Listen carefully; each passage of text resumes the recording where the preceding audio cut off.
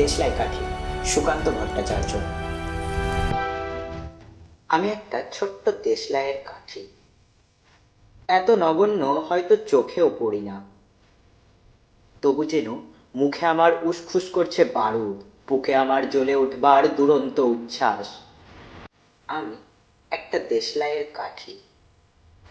মনে আছে সেদিন হুলস্থুল বেঁধেছিল, ঘরের কোণে জ্বলে উঠেছিল আগুন, আমাকে অবজ্ঞা করে না নিভিয়ে ছুঁড়ে ফেলাই।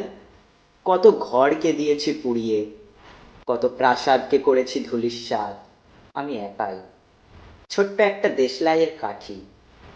এমন বহু নগর, বহু রাজ্যকে দিতে পারি ছাড়খাড় করে, তবুও অবজ্ঞা করবে আমাদের। মনে নেই এই সেদিন আমরা সবাই চলে উঠেছিলাম একই বাক্সে, চমকে উঠেছিলে, আমরা শুনেছিলাম তোমাদের বিবর্ণ মুখের আর্তনাদ। আমাদের কি অসীম শক্তি তা তো অনুভব করেছো বারংবার, তবু কেন বোঝো না আমরা বন্দি থাকবো না তোমাদের পকেটে পকেটে।